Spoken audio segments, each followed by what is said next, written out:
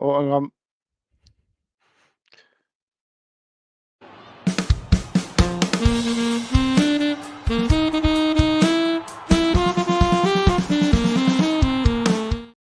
Hi, and welcome to Follow Everton. We're on some momentous day. So first of all, I'm just going to apologise about the quality of the stream. Yeah, it's my first time actually driving it, so yeah, if it all messes up, it's completely my fault. So anyway, yeah, I am joined today by Corey. Hello, Corey, you okay? Yeah, good, Mabbsy, mate, yourself?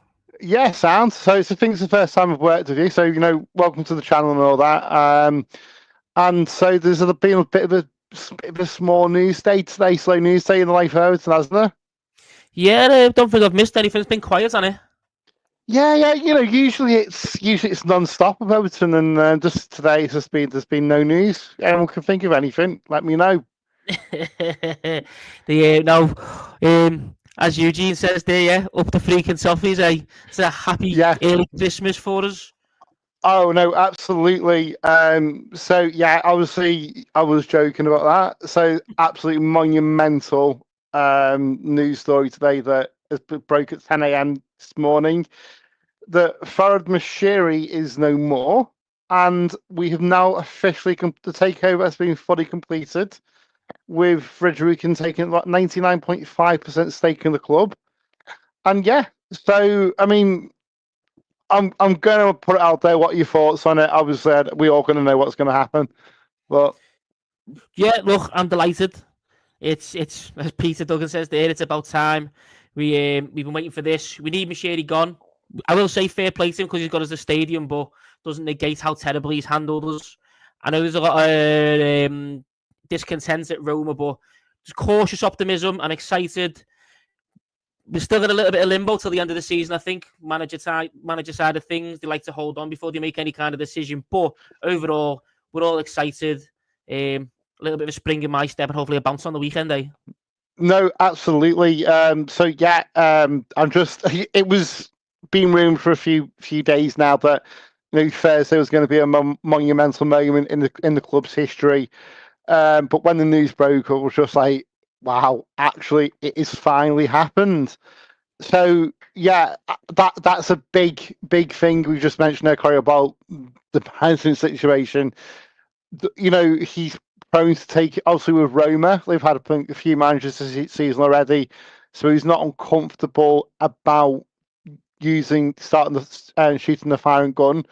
So, do you think he's going to stick with Dyche, or is he going to twist? What do you think? I think for the foreseeable, I think he'll take his time. I can't see him getting Dyche out straight away. I've said this all along. I think the idea and what he's hopeful is that we stay in relatively good form compared to those below us. If we stay out of danger all the way through the season and there's no sign of us dropping below, then I think he'll stay with him. Gives him 6 months to assess the situation, 6 months to make plans. The only way that changes if we really, and I know we've not been great, but if we really fall off a cliff and we end up in the relegation. So once we're in that bottom three and it looks like Dyche can't really do anything and he's really struggling, he won't hesitate to pull the trigger. But I think probably in the Friedkin's ideal scenario is to keep him to the end of the season, see how things go, assess it, and go from there. You see, I kind of beg to differ on this one. I hope. Well, I hope anyway. I hope. I think it's too late for Chelsea. It can't come. Potentially, the issue is, you've got the City game coming straight up on Boxing Day. Does he hit the trigger at, right before the window? Then get a chance to bring some people, get a new manager in, get the bounce in the new year, and get some players to convince players to come in and be part of the project. And then I know you said you don't think that, but if he was to pull the trigger right the second, who do you think it would be? I mean, there's a few out there. I think the main one is Conceição, isn't there? The one who was at Porto last year. I think he's probably the most likely. Him and Graham Potter will probably be the main ones. There's a few others in Europe who I like to look about. I think we'll probably be talking about that in the next couple of weeks, discussing. I think we've got a little show planned in the coming weeks in regards to managers that could come in or we could be looking at, whether it's in January or whether it's in the summer. But for me, the front runners would be Potter, Conte, South. They're without clubs. They're not having to pay anything to get them in, and they're fairly exciting in terms of how managers do. By the way, don't think I don't want him gone. The football's not good enough. Yeah, we're scraping by, but that is all it is, a scraping, and we shouldn't just be scraping. So if the right person's there to come in, I want them to come in, and I don't want Dyche in the club. But I think from their point of view, and based on what they did at Roma, I think they will, if they can, wait a little bit before anyone tries to go for me head. What are your thoughts on? Obviously, there's loads of rumours flying around that there's Moisey going to come into the end of the season to try and steady the ship. What are your thoughts on that? I wouldn't be completely opposed to it. He's still a pragmatic manager. I think he's got a lot more than Dyche does. I think he's willing to, although we've always said knife to a gunfight, he's a lot more willing to drive forward. He likes to be a bit more attacking, even if he is overall pragmatic manager. So I wouldn't be averse to it. He knows what the Everton fans want, so he's not as likely to antagonise and go against the culture of the club. It's a case of would he want it just to the end of the season? Would he do 18 months, or would he want a little bit longer? I mean, the issue is he did it with West Ham. At the end of the day, I think he would take it because certainly you would question him was never saying after what he did.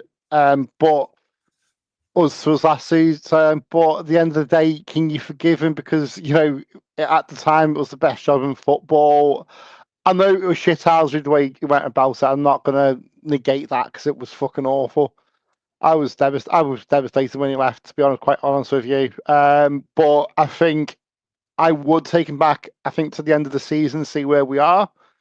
But again, I'm not there. So go to the comments. So obviously, hi Dave, you okay, mate? Wormy Spoon says, get him out. Why wait half a season? Do things that need doing. Sack Dyche and they've got months to assess already. They've had months to assess already. Peter Duggan thinks. I think he watches Chelsea and Forest games. He'll pull the trigger, lose or draw. When he sees how bad Dyche way football is. But Peter hasn't he? But this is the point. They must have been watching us all season. They haven't just thought, right, we'll put an offer in. No, we're not watching Everton. So can you not see that now? I get your point. Yeah. David thinks rather get relegated with Moyes and Dyche. We'll get relegated with David Moyes. So yeah, that's fine. And Moyes and Capuccio are the two best options. I like Potter, but Dyche has dug a bit of a hole, and I don't think Potter can provide a quick fix throughout pre-season. To be honest, yeah, to be fair, I probably agree with that. So also, there's this big, massive news, and going to get really boring. With regards to the finances. So rights and media funding have officially gone. We don't have that debt anymore, and the ACAP 777 has been restructured apparently on better terms and a better interest rate. So that rights and media funding, that's critical because now we get season ticket money to ourselves. And that rights and media funding loan that we've been paying back for years upon years is basically like a loan shark. That's what it's felt like. That's been a massive blight on the club and especially PSR. Like that's had a massive hampering year on year. Look, it sounds really, really positive now that we've got no debt, and that sounds amazing, which it is. But even better than that, and even more important, like you've said, is the lack of having to pay that massively high interest loan back. It's going to help us year on year in terms of dealing with getting past PSR and having the extra bit of money, because that's really tied one hand behind our back, is having to deal with that specifically. Yeah, and again, it's just going to get better in the next few days, because I believe that the stadium handover will happen before Christmas. So it feels weird to be actually being positive for a change, don't you think, Corey? We get a little bit of positive news, don't we? But never this much positive news. No, we really don't. So it's exciting to say being a Blue. I was joking, to be honest with you. I was taking the piss with my mate before. But my manager actually, bad cop, I said the power shift's back on. How many times we said that? But no, how many times it comes through? Yeah. As I say, I think Richardo agrees with me. New era, Everton begins. David David Bond, David B. Happy times. And then good news we're waiting for now for the season ticket next season. Well, very well done. And, again, we've got a... It's hard, isn't it, with regards to season tickets? As I know some people feel they've been let down or disappointed. But yeah, it was never going to be... You can't please all the people. When you got a 30,000 waiting list, unfortunately, you can't go and please everyone. But no, Richard, well done. I mean, I've got to wait until the 19th of bloody February to even look. But I'm just so excited. What a time to be an Evertonian. Just need the bastards on the pitch, which we'll come to in a bit. Now to fucking do it. Hopefully on the pitch, and hopefully that Chelsea's going to be a big start. I think the atmosphere at Goodison on Sunday is going to be electric. I think this noose that's been hanging over our heads for years, really, with regards to the Mashiri era, is over. And I can't express that enough. And it is such a great Christmas present. It's unbelievable. And I'll come on to why yesterday for me was a massive Christmas present, but this is just the icing on the cake, if I'm being brutally honest with you. But we will reveal all later on. So, what have you got? Any more thoughts on the takeover, Corey? Apart from general happiness, let's not expect anything immediate in terms of like mad firework signings. I think we're going to be able to afford one or two players. What it's going to do is stop us doing that, paying for players on Klarnet, and we'll be able to probably get a better caliber of player. Maybe not ridiculous world class, but players that typically would go to. For example, there's a lad in Belgium, plays for Bruges, really good left back. We would have had no chance of signing him if we were trying to buy him, paying monthly on Klarna kind of thing. He's the kind of player we'd now be able to go for, someone promising, not complete bargain bin signings. That's, for me, it's not going to be massive fireworks. We're not going to be signing Haaland or Mbappe or Bellingham next month. But what we are going to do is be able to buy one or two players, strengthening key areas, and not just be searching for loans. We should be able to address stuff that we really, really need. Do you think we would try and get Richarlison, because apparently he's liked the takeover news today on Twitter, on Instagram? Sorry. Do you think we could potentially get Richarlison back? The issue is alone. I think Spurs and Levy will want to recuperate as much money as they can from what was a fairly large purchase. So they want to get a good bit of money back on that. I don't know if we'd be able to, not so much be able to pay that, but whether we'd be willing to, the new owners, especially Kevin Thelwell, who with 6 months left. And obviously we can't get him on loan because we've already maxed out our domestic loan spaces. So I would love it. And I think he'd work well in a Dyche team because he likes to work hard. He likes to track back. And look, I think he could be a good catalyst for bringing us further up, and hopefully could reignite things in him. I think Pienaar was better when he come back to us the second time. So hopefully that has the same effect with Richie. So, again, you've got a very good point, which completely missed. Does Thelwell stay? Does Thelwell get a new contract? Does he leave even when Dyche gets sacked? Or what? Or does he get new? What are your thoughts on that?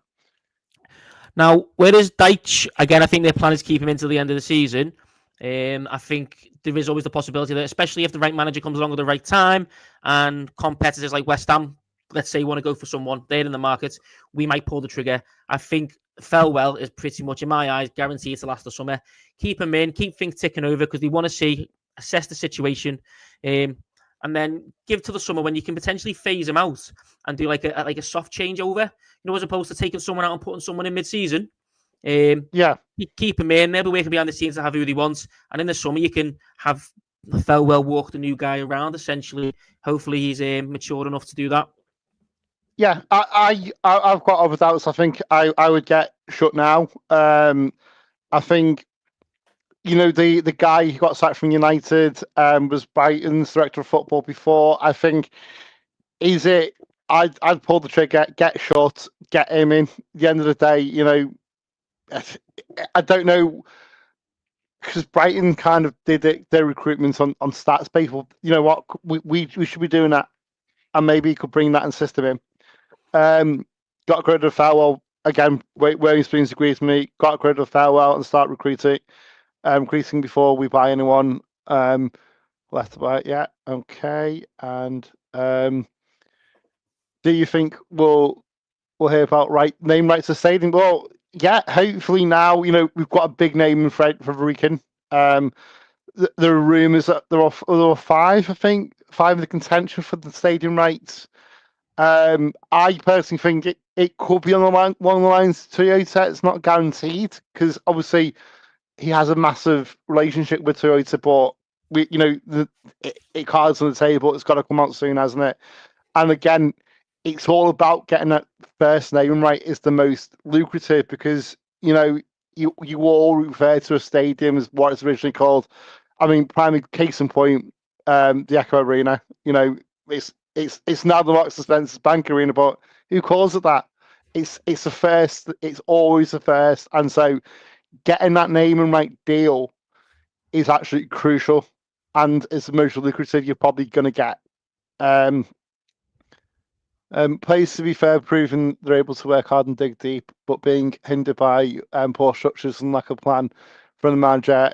Yeah, no, Peter, totally. Again, we don't think anyone is on board with keeping Dyche. It's just when, and it's just, I think it's a matter of when, not if he gets sacked, to be honest with you. Yeah, Dean Ashworth, that's the guy. Yeah, cheers. And what was that? What? No, okay, so he didn't do anything at Ashworth and at United, no, I agree. But he did look at Brighton, case in point. But who else would he go? Who would he go for then? Wormy Spoons. But that's fine. Right. Okay. So we've discussed the really big news. Now we need to move on to matters of a small matter of Sunday. So what happens on Sunday? Big new manager bounce, a nice 3-0 win against Chelsea again, like we did last year. Just battled them everywhere, good bit of togger. That's successful. Yeah. So yeah, absolutely. So obviously the Blues play. There's been no presser today, has there? There's been no presser today. I think with it being Sunday and the big news today, they've pushed it back till tomorrow. So right. So I've had a little look to see if there's any news in regards to McNeil. Still nothing. So he'll probably still be touch and go. We'll see what happens in the presser. But Chelsea are playing tonight. They kick off at 8:00. Yeah. So again, Peter agrees with me. Looking how bad we are, Dyche reminds me of Steve Bruce when he was in charge of Newcastle. He had good players, but no ideas, and came close to relegation. So yeah, so we really haven't got any team news as such. Okay, so what are your thoughts on the what happened?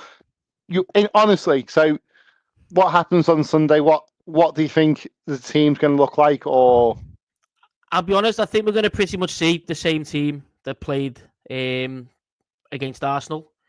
Because Dyche doesn't really care about all the form of fee. He doesn't care about us being buzzing. I think Goodison Park will be bouncing on Sunday. But again, Dyche has said previously about not wanting the circus of it all to affect it. He likes it being boring. He likes everyone being bored. It allows him to play his game, which I don't agree with. But I think we'll still set up 4-4, 1-1. Decore most likely in the 10 because we've had 2 good results with that. If McNeil comes in, he might play on one side with Njai on the left. Mangala, Game, they have to start together in the midfield again. They've been our 2 best central midfielders this season. And the back 4 that we've seen will probably stick with that as well. Obviously, Ashley Young, Tarkovsky, Branthwaite, and Michalenko, considering they're all fit. Yeah, no, I can't disagree with you there, to be honest with you. So it's like, so yeah, I mean, as I say, I mean, apparently the Friedkin Group is all going to be out. So do you reckon they're going to be on the pitch? There's going to be an announcement on the pitch, you reckon, or? I don't know. I mean, they seem quite low key, so I can imagine them just being in the stands, giving a little wave for the cameras and things like that. Wouldn't surprise me because it's a big announcement. It's what we want, and something like that could really G everyone up.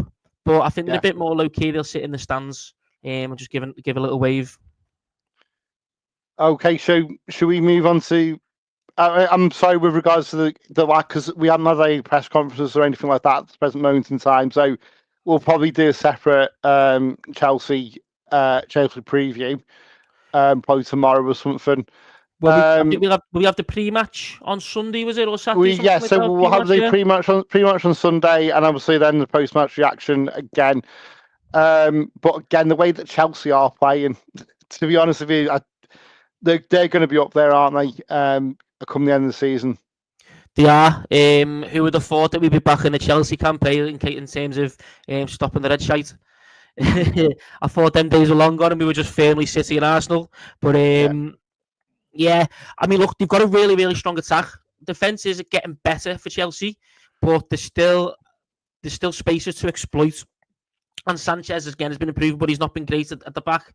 Their attack is their main thing, especially Cole Palmer. Now, they tore us a new one late last season, and we done well earlier on.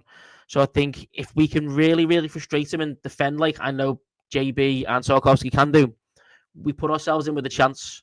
I think it is going to be another boring game. I think Dyche will want that. I think we just need to be a bit more combative and a bit more battling, especially against a Chelsea defence, which are nowhere near as, in my eyes, as robust as the Arsenal defence is. Yeah. And hopefully that, like I said, that little bounce, the Goodison getting going, will be the difference, because we are still going to defend fairly deep. We are still going to be narrow. We just want to go and have 10 men behind the ball. But hopefully we're being a bit more proactive in terms of our pressing a bit higher up the field. And there's just a little bit more confidence, a little bit more zip about us because of all the good news and the vibes.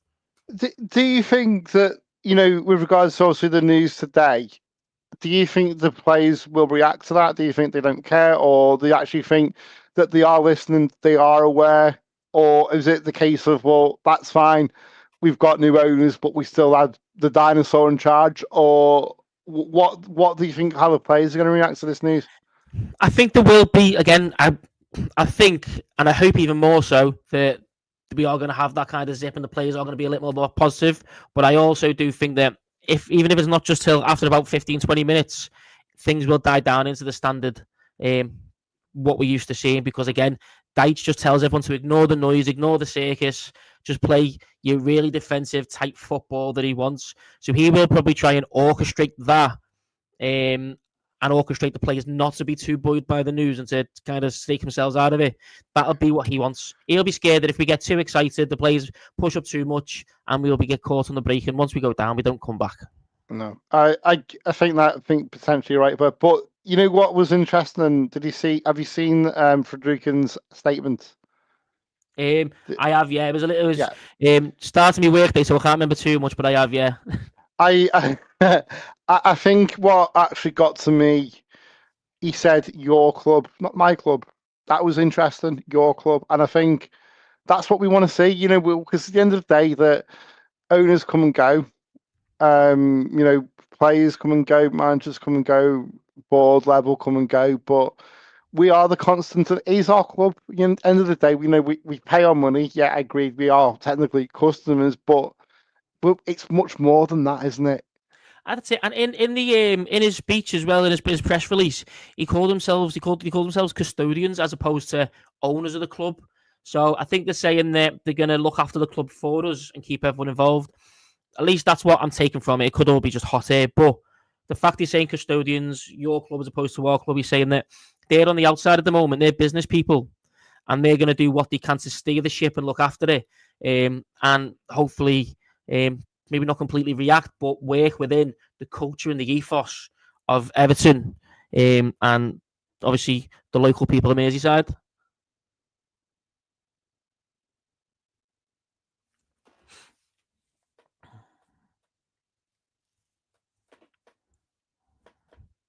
Okay, people, I think I may have lost Mabbsy ever so slightly. I am running secondary on this ship, so I don't have as much control over what's going on. But just while we wait for Mabbsy to come back, I'll react to a few of the comments as well, guys. So obviously, we've got Wormy Spoons.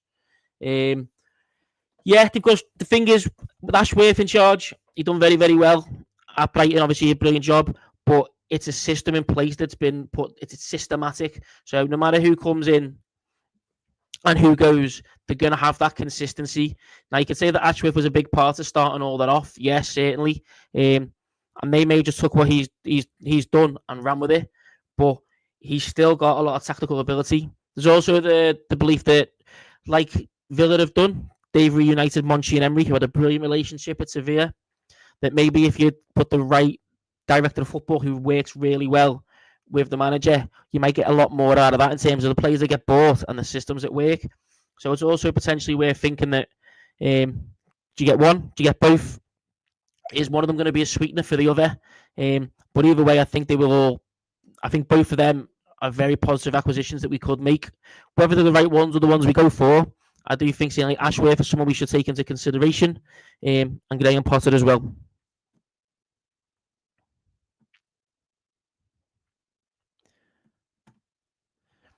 And to react to that one for you, Peter. So the one thing that's helped Ashley Young these few games, every time he's put his first tackle and he leaves one. Yeah, I mean, Madueke will keep going and keep going. He's mainly playing on the right, as does Palmer. So it's a case of, I think we don't want him to play too high up. How are you, Matt? You okay? Oh yeah, fine. So my internet just completely got. I need to do something about it. I need to hardwire it around the house because I'm in the conservatory part of the house, and when the door's shut, it just sometimes just goes. So yeah, sorry about that, guys. Lost my train of thought. Right, so probably going to come towards the end of the show now, but if you just bear with me, just want to film for another like 2 minutes, I'm going to go a little surprise for you, and I'll tell you what. As said at the start of the show, being my Christmas has already started. So be back in a second, okay? Just be 2 seconds. Go on, Mabbsy, we'll see you. While Mabbsy does that, guys, we'll just go through what my personal opinion of the 11 is. As we mentioned previously, Pickford, Young, Tarkowski, Branthwaite, Mikalenko, that's what I see. Mangala, Adisagana, Gay. The Corey behind the striker, I think we'll see Njai. If McNeil's playing, we'll see him. And then up top, we'll see Calvert-Lewin as well. Remember, guys, as well, there'll be no Broya this week. Chelsea are his parent club, so we won't be able to play against them. So that's one thing to take into account when we see the team sheet, to remember that Broya won't be able to play. So this is my little Christmas present. She's a new addition to the Follow Everton team. Her name's Delilah. She's 8 weeks old. So we got her just yesterday, didn't we, Delilah? Yeah, we did. So, yeah, everyone meet Delilah. Obviously, Toffee's still here. So, yeah, we've got now 2 dogs. So, yeah, she'll probably make an appearance soon. But, yeah, she's a bit of a shy one. But, yeah, there she is. How cute. Okay, so we'll just move on to the comments, score predictions, and then we'll wrap it all up. Where are we on the comments? Right, so Richard, well, just go for the. So Richardo thinks it's going to be 2-0 to Everton. So what do you think? The scores? Do you know what, mate? Let's go for the 2-0 Everton win myself. Let's be positive. Let's get Goodison rocking. 2 goals. Dom and Njai. Okay, and I think it's going to be. Toffee wants in as well. Bear with me. I'll put them. Toff, come here. Come on. So I think it's going to be. I, to be personally, think it is going to be, and this is Toffee, everyone. Obviously, the Everton fan mascot, and the Follow Everton original OG. Right, put you down, Toff. I think going for a 1-0 for Everton. Yeah. I think we're going to win. I think it's going to be positive. The fans are going to be well up for it. And I just hope, the Friedkin Group do come onto the pitch. I think it's just going to create that little buzz, to say, here I am, welcome to the club and welcome to the fans. We are custodians. So obviously don't forget to like and subscribe if you like this content and want to see more of Delilah and Toffee, obviously. So Peter Duggan goes, a fair flasher Young playing it right back. Up against Maduke and Palmer as physically too quick for him. They should really try. Shouldn't put him in that position. Okay. Come on now. We need to have the ball for 5 minutes, exposed to defence issues. We're going to sit with 700 men back and maybe one pot shot goal. Only the atmosphere might help. Agreed. There's only one thing that helped Ashley Young these days. Last few games is every time he puts his first tackle, He leaves one in his opponent's number, which is good. Yeah, obviously Palmer getting pissed again. So I like what they had to say. So that's obviously the comment from about the freaking statement. The frequent statement. Yeah, puppies aren't just for Christmas. I know they're not, but yeah, we just saw and had to get her. And then I need to keep getting 80 minutes. And this is the thing. This is actually a really good point. Dice doesn't like playing youth. Like, doesn't like trying stuff out. And you know what though? It's an ideal game to actually put the youth out because it's a free hit at the end of the day. Let's be brutally honest. So we go down. This is time after Corey. This seems to me time after time. What I keep saying is it's so true that why we don't play the youth in these sort of games when it is technically free hit. We're not expected to win. Let's be brutally honest. Where we're but why not have a go and play some youth and give them blood them. I think the Christmas period as well, when players are playing a lot of games. Like I said, Chelsea are going to play tonight. They can kick off in an hour, and they'll be playing on Sunday, so they'll be tired. So maybe you fresh for legs could give it a go. I mean, we don't have the greatest academy at the moment.